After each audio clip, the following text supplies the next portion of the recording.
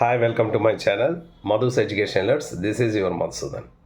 ఈరోజు ఈ వీడియోలో ఏపీ ఎంసెట్కి సంబంధించి సెకండ్ ఫేజ్ అంటే అదే ఫైనల్ ఫేజ్ తరగతి అలాట్మెంట్స్ కూడా అయిపోయిన తర్వాత సెల్ఫ్ రిపోర్టింగ్ అవ్వడానికి, అలాగే కాలేజీలో రిపోర్ట్ అవ్వడానికి ఒక స్కెడ్యూల్ అనేది ఇవ్వడం జరిగింది. అయితే ఫస్ట్ టైం మేము రిపోర్ట్ చేసిన వాళ్ళు ఉన్నాం. ఆల్రెడీ అదే కాలేజీ మళ్ళీ మాకు వచ్చింది. మళ్ళీ రిపోర్ట్ చేయాలా, కాలేజీకి వెళ్ళాలా అని కొంతమంది అడుగుతున్నారు.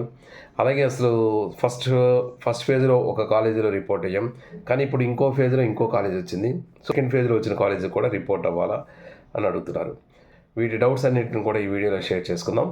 సో ఎవరైనా ఫస్ట్ టైంగా నా ఛానల్ చూసినట్టయితే ప్లీజ్ సబ్స్క్రైబ్ మై ఛానల్. మీకు ఫస్ట్ ఫేజ్లో ఒక కాలేజ్ వచ్చింది, అక్కడ మీరు రిపోర్ట్ అయ్యారు. బట్ ఇప్పుడు సెకండ్ ఫేజ్లో మళ్ళీ మీరు పెట్టేటప్పుడు మరి ఇంకా సేమ్ అదే కాలేజీ మీకు వచ్చింది. సేమ్ అదే కాలేజ్ వచ్చింది కాబట్టి మేము రిపోర్ట్ అవ్వాలని అడుగుతున్నారు.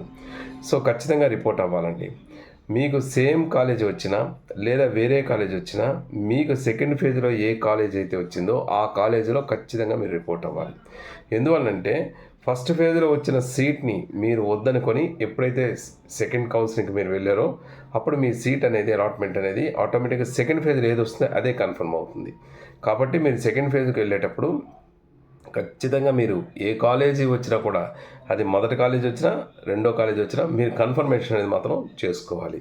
నెక్స్ట్ దీనికి కూడా టైం అనేది మనకి ఆగస్టు 3వ తారీఖు వరకు ఇచ్చారు కాబట్టి కేవలం కొద్ది రోజులే ఉంది. కాబట్టి ఎవరు కూడా ఇప్పటికి కూడా మిస్టేక్ అనేది చేయకుండా ఖచ్చితంగా రిపోర్ట్ అవ్వండి. కొంతమంది మేము ఫస్ట్ ఫేజ్లో ఒక కాలేజీకి వచ్చింది, కానీ ఇప్పుడు సెకండ్ ఫేజ్లో వచ్చిన మాకు సీట్ అనేది మాకు నచ్చలేదు, మా మొదట వచ్చినటువంటి సీట్ మాకు ఉంటుందా అని అడుగుతున్నారు. అది ఎట్టి పరిస్థితిలో ఉండదండి. ఎందుకంటే నేను చాలాసార్లు పదే వీడియోలో రిపీట్ చేశాను.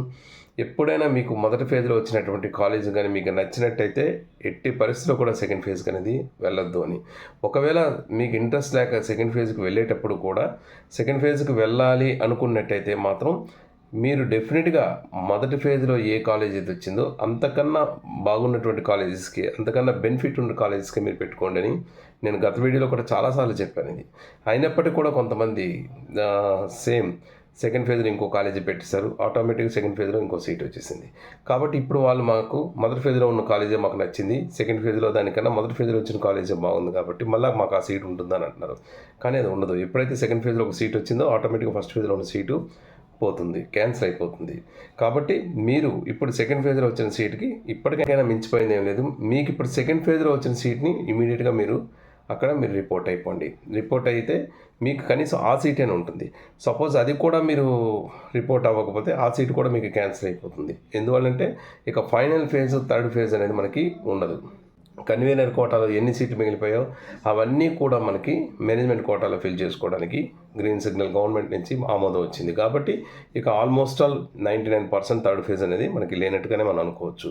కాబట్టి ఎన్ని సీట్లు మిగిలిన ఆ సీట్లన్నీ కూడా మేనేజ్మెంట్ కోటాలోకి వాటికి వెళ్ళిపోతున్నాయి. కాబట్టి మీరు మరి ఇప్పటికీ ఏమాత్రం మీరు లేట్ చేయకుండా మీకు ఆ సీట్ నచ్చినా నచ్చకపోయినా ముందెళ్ళి ఇమీడియట్గా రిపోర్ట్ అవ్వండి. రిపోర్ట్ అవ్వడం వల్ల కనీసం ఈ సీట్ అయినా మీకు ఉంటుంది.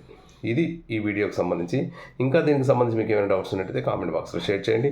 తప్పకుండా నాకు తెలిసిన ఇన్ఫర్మేషన్ మీకు ఇస్తాను. Thank you so much for your watching. This is your Madhusudan. Thank you.